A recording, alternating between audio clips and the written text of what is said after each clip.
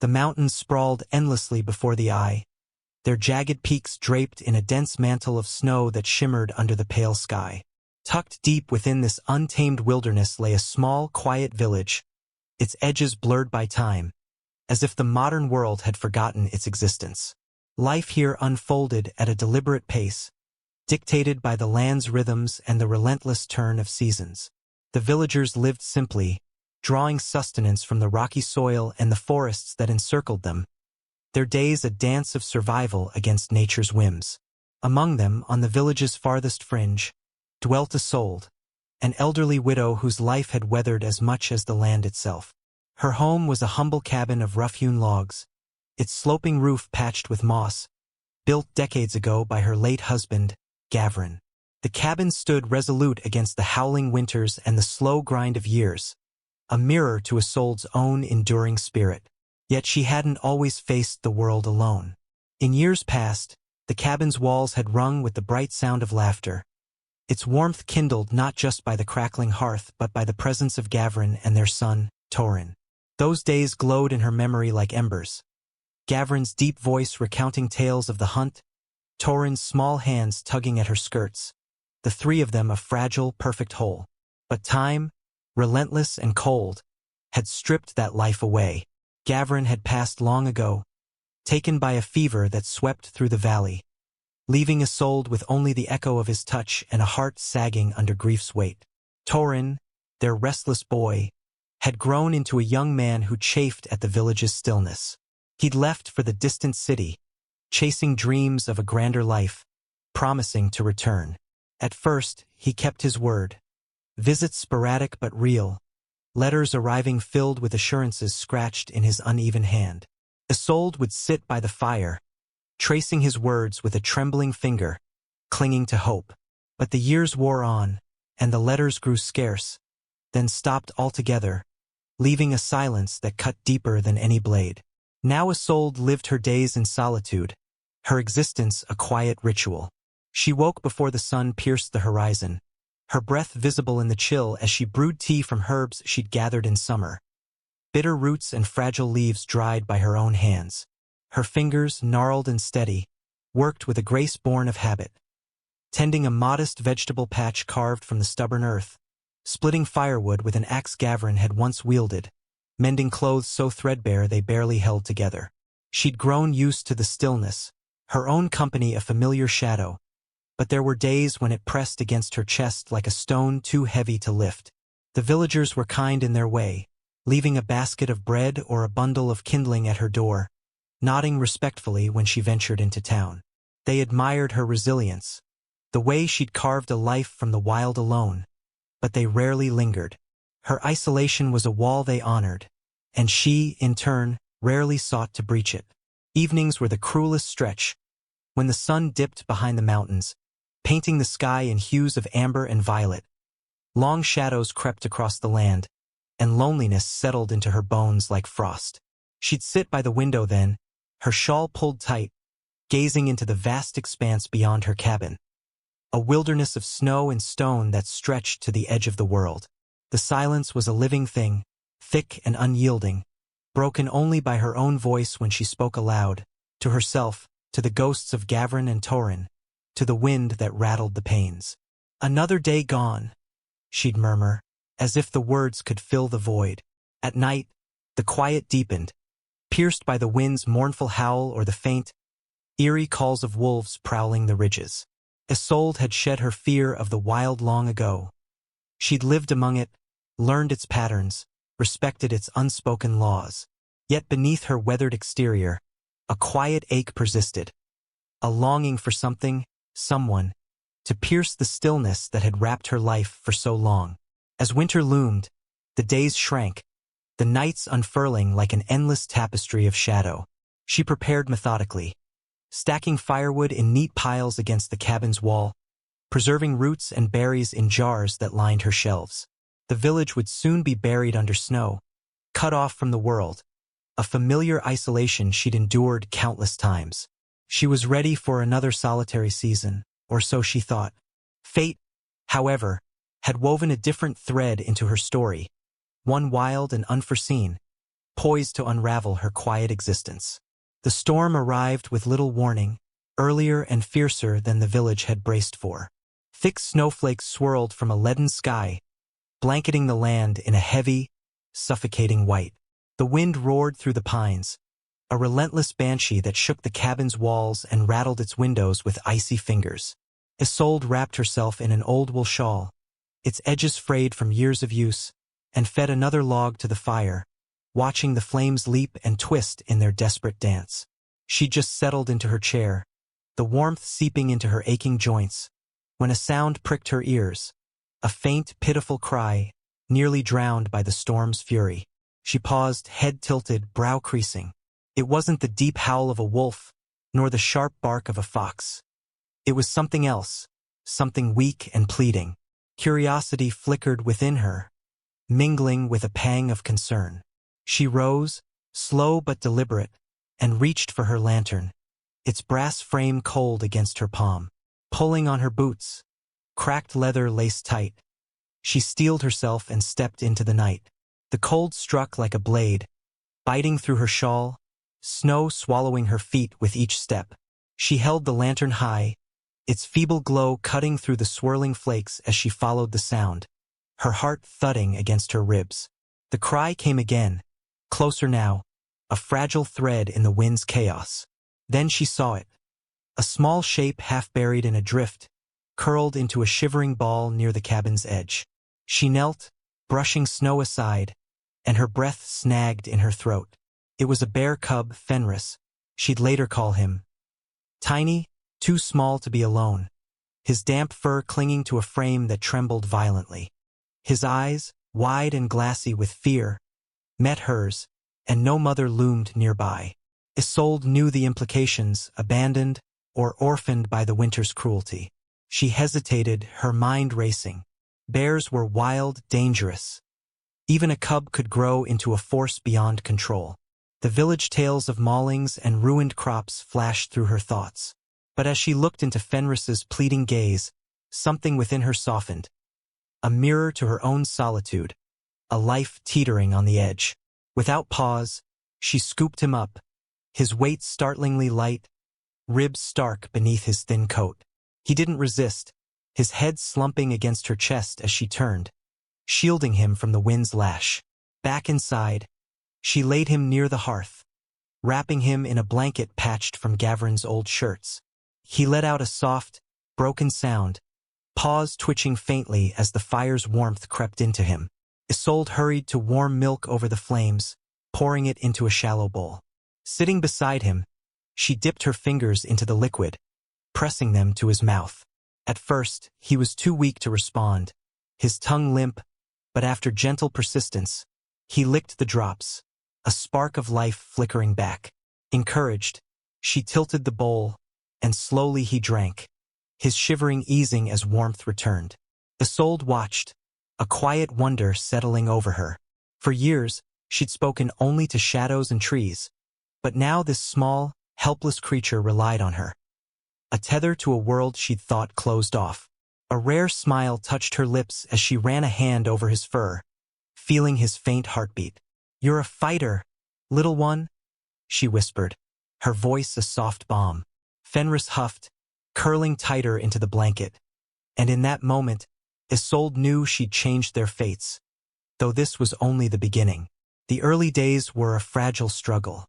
Fonexlaris was frail, his head lolling when he tried to lift it, his breaths shallow and uneven.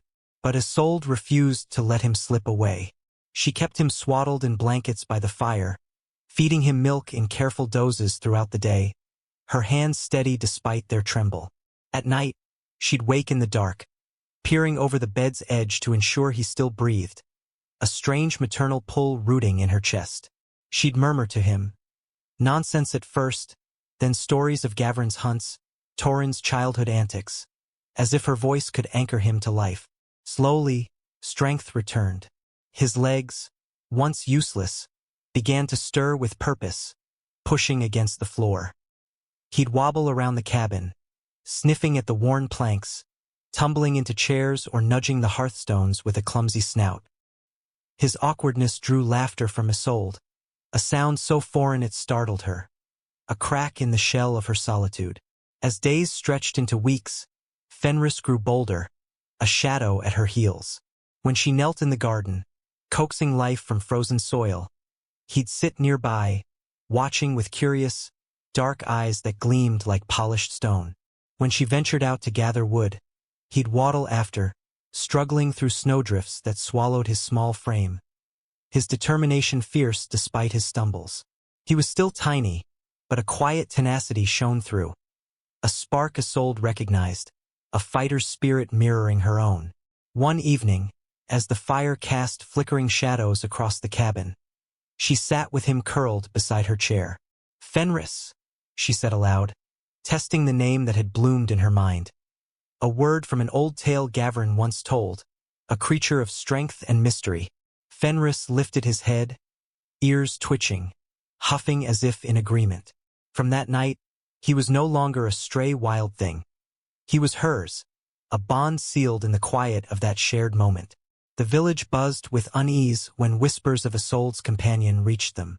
On her rare trips for supplies, bundled in her shawl with Fenris trailing behind, heads turned, voices lowered. "A bear?" they'd mutter. "She's mad. It'll turn on her."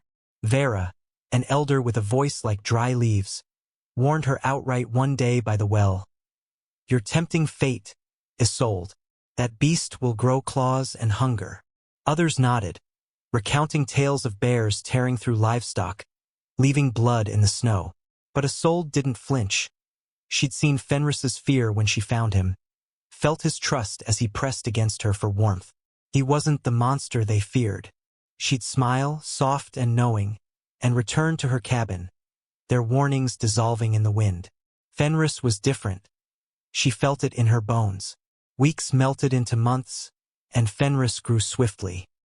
His once tiny paws swelled into broad, powerful pads, his fragile frame thickening with muscle that rippled beneath a coat now glossy and rich. Yet his bond with Isolde never wavered. He remained gentle, nudging her for attention with a careful snout, curling beside her chair, his head resting on her lap as she traced patterns in his fur with wrinkled fingers. She marveled at his sharpness.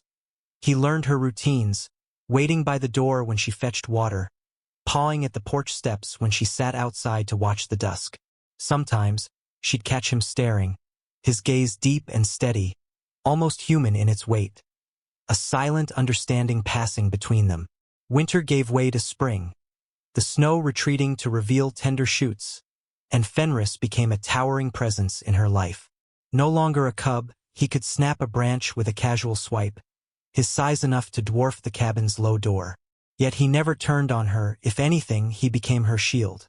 One crisp afternoon, as Isolde chopped firewood near the cabin, a pack of wolves slunk from the forest's edge. She didn't see them, her axe's rhythm drowning out their stealth, but Fenris did. He moved swift and silent, planting himself before her, rising on hind legs with a growl that rumbled like distant thunder. The wolves froze, yellow eyes glinting, then retreated, tails low, vanishing into the trees. Isolde's breath caught, her axe slipping from her grasp as she reached out, her hand sinking into Fenris's thick fur. "You saved me," she whispered, voice trembling with awe. He grunted, pressing his head to her shoulder, a gentle weight against her frailty. In that moment, she knew he was more than a bear she'd nursed. He was family, a protector born from a chance encounter. But beneath her gratitude, a quiet truth lingered. Nothing stayed unchanged forever, and one day, their world would shift. Time marched on, heedless of Isolde's wish to hold these days close. Seasons spun through their cycle, springs of dripping icicles, summers of fleeting warmth, autumns ablaze with crimson leaves, winters locking the valley in ice. Fenris grew into a massive creature, his fur gleaming like burnished gold in the sun, his presence a force that could silence the forest with a single step. Standing on hind legs, he towered over the cabin, reaching branches Isolde could only dream of touching, his size a marvel that made even the boldest hunters pause. To her, he was still the shivering cub she'd carried through the snow, a paradox of might and tenderness. The village saw him differently. On her rare walks to town, Fenris at her side, whispers followed like shadows, some edged with fear, others with grudging awe. "He'll turn," Vera rasped once, her cane tapping the ground. "Mark my words, Isolde." Others kept their distance, hands on knives or staffs, eyes wary. Isolde never argued. She'd smile, a quiet curve of lips, knowing they couldn't see what she did. Fenris was her companion, her guardian, the closest thing to kin she'd held since Torin's departure. Despite his daunting frame, Fenris stayed gentle with her.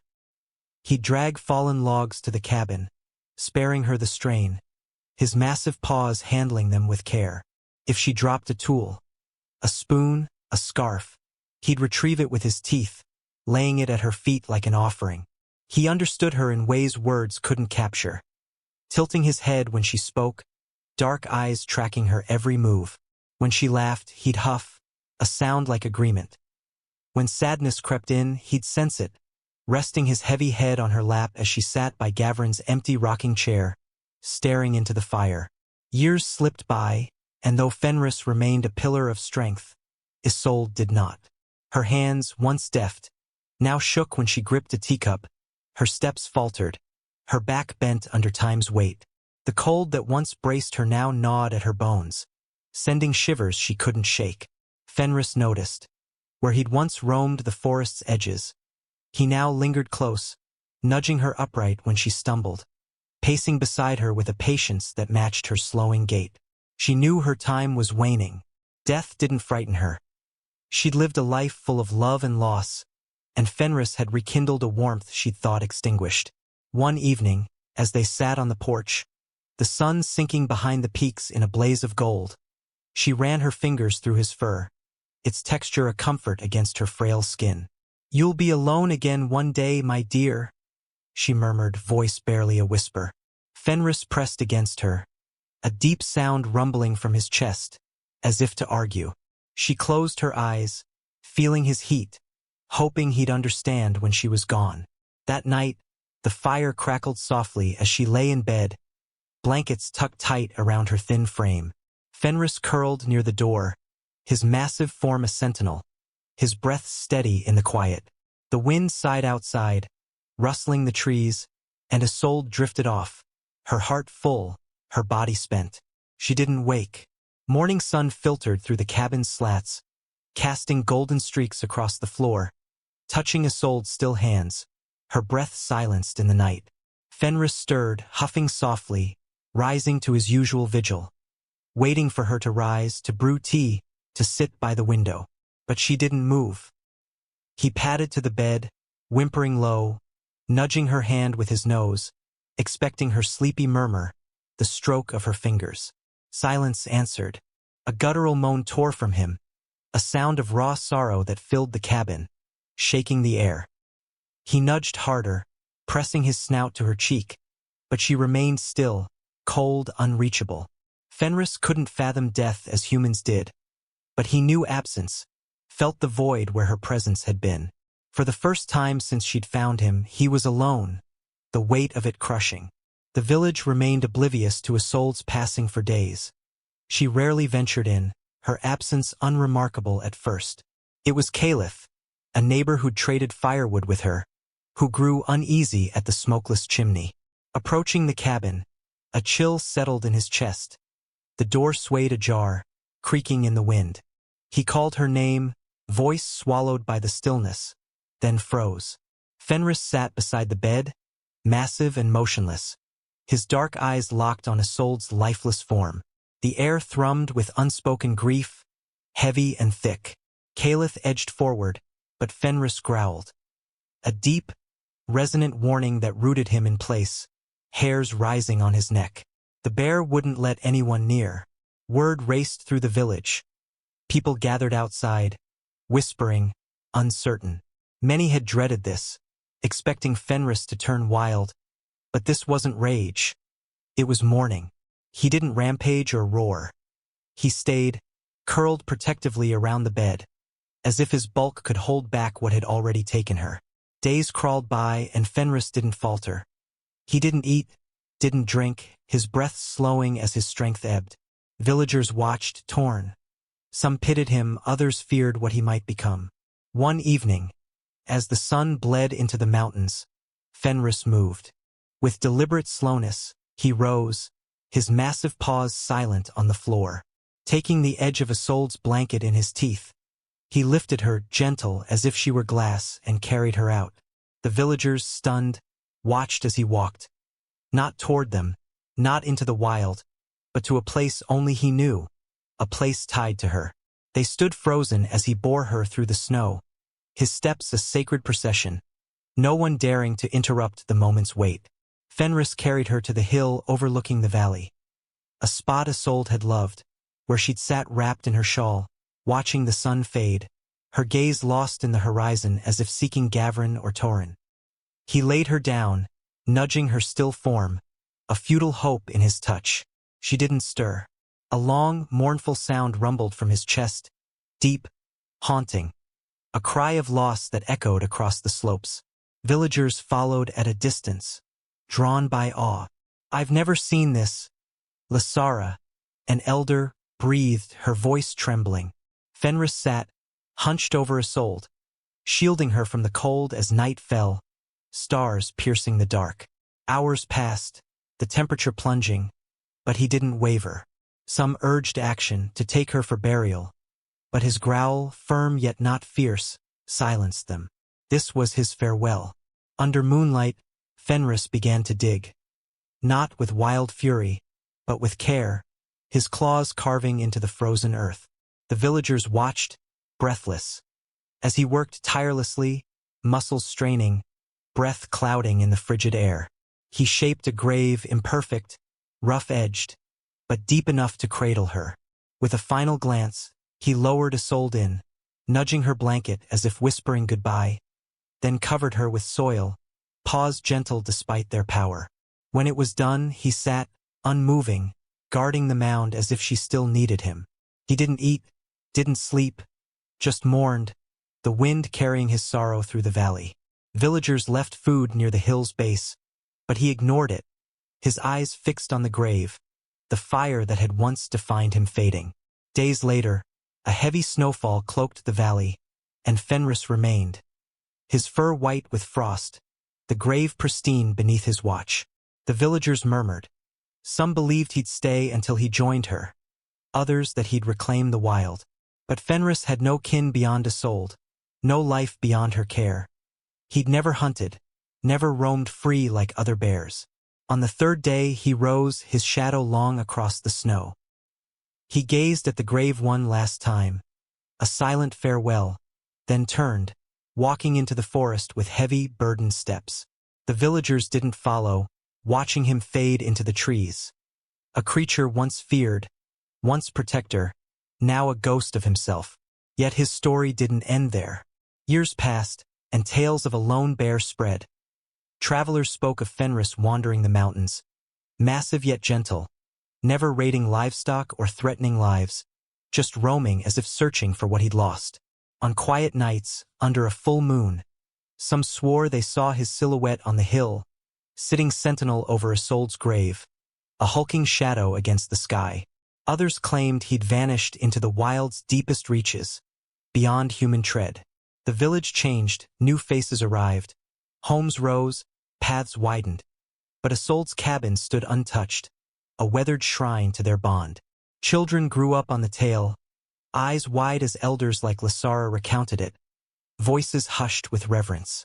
Not just a bear, she'd say, and none disagreed.